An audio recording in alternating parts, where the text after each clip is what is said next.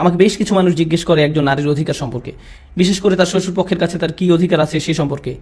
এটা বেশ জটিল একটা বিষয়, তবে আমি কিছু মূল ধারণা সকলের কাছে উপস্থাপন করতে চাই। যে বোনটি প্রশ্নটি করেছেন, প্রথমত সেই প্রশ্নের জন্য তাকে ধন্যবাদ। আর এই প্রশ্ন শুধু আপনার নয়, আমার মনে হয় আরো অগণিত মানুষ এ থেকে উপকৃত হতে পারবেন ইনশাআল্লাহ। প্রথমত, ইসলামে যে কোনো সম্পর্ক কিছু অধিকার ও কর্তব্যের ভিত্তিতে স্থাপিত। একজন পুরুষ হিসাবে আমার স্ত্রীর প্রতি আমার কিছু কর্তব্য রয়েছে, ঠিক যেমন আমার প্রতি তার কিছু দায়িত্ব রয়েছে। আর আমার বাবা মায়ের প্রতি আমার কিছু দায়িত্ব রয়েছে, ঠিক যেমন আমার প্রতি তাদেরও দায়িত্ব আছে। তাদের কাছে আমার কিছু অধিকার আছে। এখন এক্ষেত্রে মূলনীতি হলো, আপনি যে কোনো একটি সম্পর্কের অধিকার আদায় করতে গিয়ে অন্য আরেকটি সম্পর্কের অধিকার ক্ষুণ্ণ করতে পারবেন না। প্রশ্ন হলো, আপনি কিভাবে সব অধিকারের সমন্বয় ঘটাবেন। বিশেষ করে আমরা এখন কথা বলছি একজন স্বামী স্ত্রী ও তার শ্বশুর পক্ষের ব্যাপারে। একজন ছেলে সন্তান হিসাবে আমাকে আমার বাবা মায়ের প্রতি অনুগত হতে হবে, তাদের সম্মান দেখাতে হবে, দয়া দেখাতে হবে। তারা আমার কাছে যাই চায় তা পূরণ করতে হবে, যদি না তারা আমাকে ইসলামের বাইরে কিছু করতে আদেশ দেয় কিংবা আল্লাহকে অমান্য করতে আদেশ দেয়। অন্যদিকে আমার স্ত্রীকেও তাদের প্রতি সম্মান দেখাতে হবে, সাধারণ শিষ্টাচার দেখাতে হবে, কিন্তু তাকে তাদের বাধ্যগত হয়ে চলতে হবে না। আর স্বামী হিসাবে আমি যদি আমার বাবা মায়ের সেবা তার কাছে দাবি করি, তাহলে আমি তার প্রতি অবিচার করছি। স্ত্রীকে তার নিজের বাবা মায়ের প্রতি কর্তব্যশীল হতে হয়। তার তো নিজের অভিভাবক রয়েছে, এরা তার নিজের অভিভাবক নয়, আপনার অভিভাবক। যেটা সত্য কথা, রক্তের বন্ধনে যে সম্পর্ক হয় আর বিয়ের বন্ধনে যে সম্পর্ক হয় তা মোটেই এক নয়। তো স্বামী হিসাবে আপনার স্ত্রীর কাছে আপনার বাবা মায়ের সেবা আশা করা এক ধরনের অবিচার, আর ইসলাম তা সমর্থন করে না। এমন কোনো নীতিও দেয়া হয়নি এ ব্যাপারে। কিছু মানুষ জিজ্ঞেস করে, কিন্তু আপনাকে তো আপনার স্বামীর আনুগত্য করতে হবে, সে যাই বলুক না কেন। এটাও সম্পূর্ণ সত্যি নয়। আমরা কোনো মানুষেরই এতটা বাধ্যগত নই যে সে যাই করতে বলুক না কেন তা করতে হবে। আমি আমার বাবা মায়ের আনুগত্য করতে পারবো না তারা যা বলবে তার সবকিছুর ব্যাপারে। আমার বাবা মা যদি আমাকে স্টুডেন্ট লোন নিতে বলতেন, যা সুদের ভিত্তিতে দেওয়া হয়, আমি এটা করতে পারি না। এতে আল্লাহর অবাধ্যতা রয়েছে। আর এমন হয় মাঝে মাঝে যে আপনাকে সম্মানের সাথে আপনার বাবা মায়ের অবাধ্য হতে হবে, কারণ তারা অযৌক্তিক কাজ করতে বলছে। এরকমও হতে পারে আপনার বাবা মা আপনাকে বলছেন লোন নিতে, যা সুদের ভিত্তিতে নেওয়া হচ্ছে না, কিন্তু তিনি আপনাকে এমন ব্যবসায় যেতে বলছেন যার ব্যাপারে আপনি নিশ্চিত যে আপনার বেশ ক্ষতি হবে। আপনি নিশ্চিত জানেন যে এই ব্যবসা কোনোভাবেই চলবে না, অথচ তিনি চাইছেন আপনি আপনার জীবনের সব পুঁজি সেই ব্যবসায় ঢেলে দিন। সেই মুহূর্তে আপনার বাবা মায়ের কথা না শোনা তার অবাধ্যতা নয়। এভাবে ভাবলে চলবে না। বস্তুত অভিভাবকের বাধ্যগত থাকার অর্থ যৌক্তিকতার ঊর্ধ্বে নয়। আমরা কোনো মানুষেরই এতটা বাধ্যগত নই যে সে যাই করতে বলুক না কেন তা করতে হবে। আর অবশ্যই আমরা যখন তাদের অবাধ্য হই, আমরা কখনো কোনোভাবেই তাদের অসম্মান করে তা করি না। আর এটাও সত্যি, আমাদের জন্য যদি কঠিন হয়ে দাঁড়ায়, আমাদের প্রতি যদি তারা কঠোরও হন, সেক্ষেত্রেও তাদের আনুগত্য করতে হবে। কিন্তু যদি তারা অযৌক্তিক কিছু একটা করতে বলেন, আমি উদাহরণস্বরূপ বলছি, আমি যদি সব পুঁজি দিয়ে তাদের কথা মতো এমন ব্যবসায় নেমে পড়ি যেটা সফল হবে না, এতে আমি তাদের ইচ্ছা মতো কাজ করছি ঠিকই, কিন্তু আমি আমার বাচ্চাদের কষ্টের মুখে ফেলে দিয়েছি, আমার স্ত্রীকে কষ্ট দিচ্ছি, এবং যারা আমার উপর নির্ভর করে আছে তাদের সকলকে সমস্যায় ফেলেছি। আমি এমন কাজ করতে পারি না। তারা আমাকে যা খুশি করতে বলতে পারেন, কিন্তু তারা আমাকে দিয়ে অন্য কারো উপর অত্যাচার করতে পারেন না। এভাবে অধিকার আদায় হয় না। কিছু পরিবার আছে তারা সেই স্বামীকে জোর করেন কেবল একটা অ্যাকাউন্ট রাখতে, আর তার অভিভাবকরা হলেন সেই অ্যাকাউন্টের কোসাইডার। এভাবে অধিকার আদায় হয় না। এদিকে স্ত্রীকে সপ্তাহে হয়তো কেবল $20 করে পাচ্ছেন। এভাবেও জীবনযাপন করা চলবে না। আপনি এটা করতে পারেন না। আপনি আপনার স্ত্রীকে বিয়ে করেছেন, আপনি তার ওয়ালি হয়ে তাকে তার বাবার কাছ থেকে নিয়ে এসেছেন। আপনাকে এখন তার প্রতি সেসব কর্তব্য পালন করতে হবে যা তার বাবা তার প্রতি করে এসেছেন। কিন্তু এখানে ঘরে সকলে তার সাথে দ্বিতীয় শ্রেণী মানুষের মতো আচরণ করে, যেন শ্বশুর শাশুড়ির কাজের মেয়ে কিংবা আপনার বোন অথবা অন্য কারো কাজের মেয়ে। এটা চরম প্রতারণা, এবং এটা এমন এক বিষয় যার ব্যাপারে আপনাকে আমাকে শেষ বিচারের দিন জিজ্ঞেস করা হবে। অন্যদিকে অন্য ধরনের চরমপন্থাও আছে। একদিকে আমরা দেখি বউকে বাড়ির কাজের মেয়ের মতো বানিয়ে ফেলা হয়েছে, যা চরম অবমাননাকর, কোনোভাবেই যা ইসলামিক গ্রহণযোগ্য নয়। আর অন্যদিকে আছে এমন সব স্ত্রী অথবা স্বামী যারা তাদের শ্বশুরপক্ষের ব্যাপারে সকলের প্রতি বিদ্বেষপূর্ণ। তাদের কারোর সাথে আমি সম্পর্ক রাখতে চাই না, তাদের মুখও দেখতে চাই না। আমি চাই না তারা আমাদের বাসায় আসুক। আমি চাই না তুমি তোমার মায়ের বাসায় যাও, তার সাথে কথা বলো। আমি তাকে ঘৃণা করি, আমি তাকে সহ্য করতে পারি না, ইত্যাদি ইত্যাদি। এভাবে অত্যাধিক দূরত্ব সৃষ্টি করেন আপনি আপনার স্বামীর পরিবার থেকে। এটাও এক ধরনের চরমপন্থা। তারা আপনার স্বামীর অভিভাবক, তাদের অধিকার আছে আপনার স্বামীর উপর। তারা যেন তাদের নাতি নাতনিকে দেখতে আসতে পারে, তারা যেন আপনার বাসায় ঝগড়া সৃষ্টি হবে এমন দুশ্চিন্তা করা ছাড়াই আসতে পারে, অথবা তাদের উপস্থিতিতে আপনি যেন তাদের সামনে স্পষ্ট অসন্তোষ প্রকাশ না করে বসেন। তো এতে আপনি আপনার দিক থেকে অত্যাচার করছেন আপনার স্বামীর উপর। কারণ তার প্রতি ভালোবাসার প্রতীক হিসাবেও আপনার অন্তত তার পরিবারের সাথে সৌজন্যমূলক আচরণ করা উচিত, ভদ্রতা এবং শ্রদ্ধা করা উচিত। আপনার স্বামী আপনার উপর তা চাপিয়ে দিতে পারেন না, কিন্তু এই আচরণ তো আপনার নিজ থেকে আসা উচিত। এই সৌজন্যমূলক আচরণগুলো তো সব মুসলিমই অন্য মুসলিমের প্রতি করে থাকে। যারা একই পরিবারের অংশ হয়ে গিয়েছে তাদের কথা না হয় নাই বললাম। আমাদের এমনিতেই পরিবারের সদস্যদের সাথে সর্বোচ্চ সুন্দর ব্যবহার করা উচিত।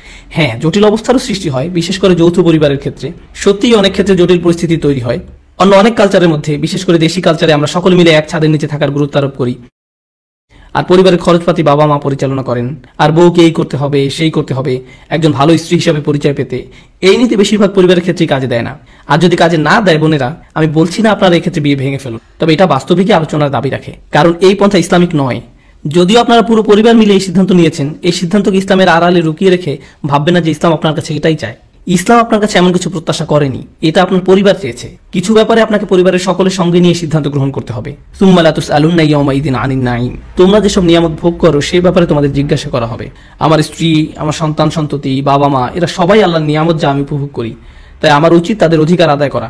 তো আমি প্রার্থনা করছি যেন এই কথাগুলো যেন সব ভ্রান্ত ধারণা কিছুটা হলেও হ্রাস করে, যারা ভাবে যে এটা আসলে ইসলামেরই আদর্শ। ইসলাম এই ব্যাপারে এমন কিছু বলেনি, এটা কেবলই সাংস্কৃতিক অপচর্চা। যেভাবে মেয়েদের সাথে আচরণ করা হয়ে থাকে, কুরআন একে সমর্থন করে না, রাসূল সাল্লাল্লাহু আলাইহি ওয়াসাল্লাম সুন্নাহ কোনোভাবেই একে সমর্থন করে না। ইসলামে কারোরই অধিকার নেই কাউকে অন্য কারো সাথে বিয়েতে বাধ্য করার। আর যদি একটি বিয়ে সংঘটিত হয় যাতে উভয় ব্যক্তি যারা বিবাহ বন্ধনে আবদ্ধ হচ্ছেন তারা যদি তাদের নিজের 100% স্বাধীন ইচ্ছায় বিয়ে না করেন, তাহলে সেই বিয়ে বাতিল হয়ে যাবে। আল্লাহর কাছে এটা বৈধ বিয়ে হিসেবে গণ্য হবে না। এটা আসলে একটা প্রধান মূলনীতি। বিয়ে হলো একটা চুক্তি। আমাদের ধর্মে এমন চুক্তি বৈধ এখন যাতে কেউ প্রবেশ করে তার নিজের স্বাধীন ইচ্ছায়। এখন বাবা মায়ের আনুগত্য করতে হবে, কিন্তু বাবা মায়েদের কোনো অধিকার নেই তাদের মেয়েকে এমন কাউকে বিয়ে করতে বাধ্য করার।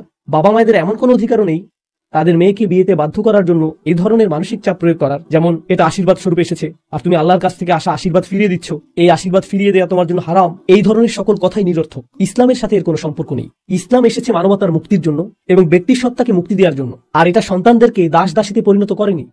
এরকম অবস্থা আমাদের কন্যা সন্তানদের জন্য অবমাননাকর এবং এটা বন্ধ করতে হবে। আমার জানা নেই এটা কোত্থেকে এসেছে, হয়তো এটা এসেছে অন্য কোনো ধর্ম থেকে, কিন্তু এটা ইসলাম নয়। ইসলামের এর সাথে কোনো সম্পর্ক নেই। উপরন্তু এটা ইসলামের উপর একটা আক্রমণ। নিঃসন্দেহে এটা ইসলামের উপর একটা আক্রমণ।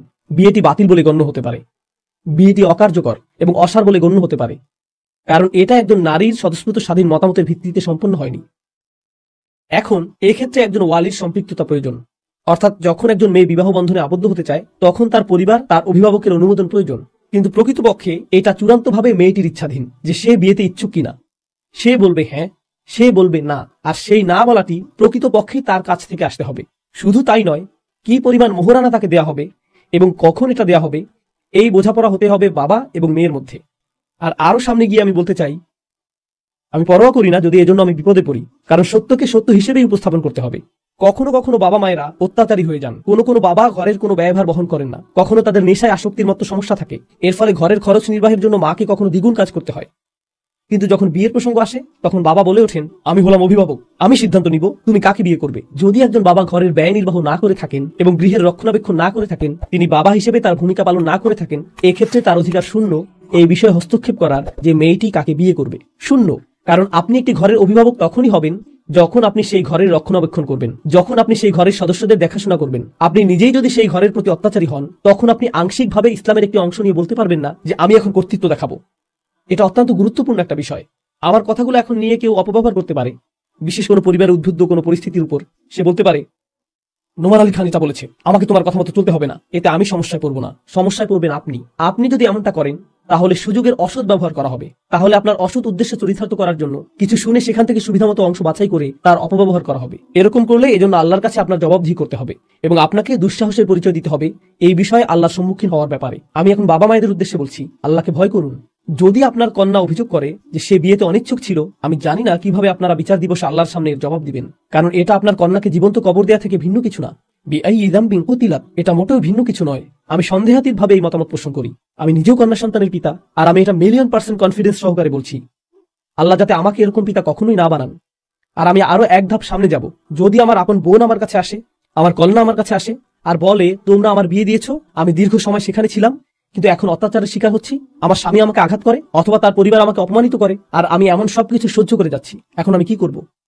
আমি আল্লাহকে ভয় করি যদি এরকম কথা আমার মুখ দিয়ে বেরিয়ে আসে, দেখো তোমার যদি তালাক হয় এটা আমার পরিবারের সুনাম নষ্ট করবে, সমাজের কাছে আমরা কিভাবে মুখ দেখাবো, তোমার ছোট বোনকে কিভাবে বিয়ে দিব, তোমার ছোট বোনকে কে বিয়ে করবে? তোমার চক্ষু লজ্জা থাকা উচিত। পরিস্থিতির সাথে মানিয়ে চলো, সমস্যার কিছু নেই। আমাদের সবারই এমন বিষয় মানিয়ে চলতে হয়, সমস্যার কিছু নেই। এটা জীবনেরই অংশ। এটা কোন জীবনের অংশ? মুশরিকের জীবন, কাফেরের জীবন। ইসলাম এসেছে রহমত হিসেবে, ইসলাম এসেছে রহমত হিসেবে। পিতা হিসেবে আপনার লজ্জিত হওয়া উচিত যে আপনার কন্যা আপনার কাছে এসেছে অত্যাচারী স্বামীর হাত থেকে নিরাপত্তা পাওয়ার জন্য, আর আপনি বলছেন না, ফিরে যাও এবং আবারও অত্যাচারের শিকার হও, কারণ এটা আমার সুনাম নষ্ট করবে। আমার জানা নেই আপনি সন্তান জন্ম দিয়েছিলেন বা কেন। যদি আপনি পিতা হওয়ার অর্থই না বুঝেন, আপনার কন্যার নিরাপত্তা নিশ্চিত করুন, আপনার বোনের নিরাপত্তা নিশ্চিত করুন, কন্যার নিরাপত্তা নিশ্চিত করুন। আর যদি বাবা কিংবা ভাই কাজ না করে, তাহলে চাচাদের এটা করা উচিত। দাদা দাদি এগিয়ে এসে সেই সকল মেয়েদের নিরাপত্তা নিশ্চিত করা উচিত, তাদের এটা করা উচিত। আমাদের ধর্ম হলো মুক্তিদানকারী ধর্ম, এটা কোনো কারাগার নয়। এটা কারো উপর অত্যাচার করতে আসেনি, বিশেষভাবে নারীদের উপর তো নয়। ইসলামের আবির্ভাব ছিল একটি বিপ্লব, যেখানে আল্লাহ নারীদেরকে এমন স্বাধীনতা দিয়েছিলেন যেমনটি এর আগে কখনোই দেখা যায়নি। আর আমাদের এই সময়ের দুঃখজনক বিষয় হলো আমরা এই ক্ষেত্রে ইসলামকে, আল্লাহর বাণীকে মারাত্মকভাবে অপব্যবহার করি এবং রাসূল সাল্লাল্লাহু আলাইহি সাল্লামের বাণীকে অপব্যবহার করি এবং বিয়ে, তালাক, মোহরানা নিয়ে ইসলামের এমন রূপ উপস্থিত করি যার সাথে প্রকৃত ইসলামের কোনো সম্পর্ক নেই। এটা আমার অদ্ভুত মনে হয়, এটা আমার রক্তে আগুন ধরিয়ে দেয়। পুরো আলোচনাটিতে আমি রাগান্বিত হয়নি, কিন্তু এটা রাগান্বিত হওয়ার মতো বিষয়। আপনাকে ধন্যবাদ প্রশ্নটি করার জন্য, আসলেই ধন্যবাদ। কারণ যে কোনো মেয়েকেই বাধ্য করা হোক, আমি তাকে আমার নিজের মেয়ের চেয়ে অথবা বোনের চেয়ে ভিন্ন মনে করি না। কেন তাকে এই পরিস্থিতির শিকার হতে হবে? আমি এর জন্য জান প্রাণ দিয়ে সংগ্রাম করব, যাতে তাকে এই পরিস্থিতির শিকার না হতে হয়। পিতামাতার উদ্দেশ্যে আল্লাহ যত কিছু বলেছেন, পিতামাতাকে সম্মান জানাতে হবে, পিতামাতাকে মর্যাদা প্রদর্শন করতে হবে, হ্যাঁ, কিন্তু মা বাবাদের এটা মনে করা উচিত না যে তারা কোনো ধরনের দেবতায় পরিণত হয়ে গেছেন যার উপাসনা করতে হবে। আল্লাহ আপনাকে এই সন্তানের জন্য দায়িত্বশীল বানিয়েছেন, তিনি আপনাকে এই সন্তানের মালিক বানাননি। আমি জানি না কোন ধর্ম এটা, কিন্তু এটা ইসলাম নয়। দুঃখিত।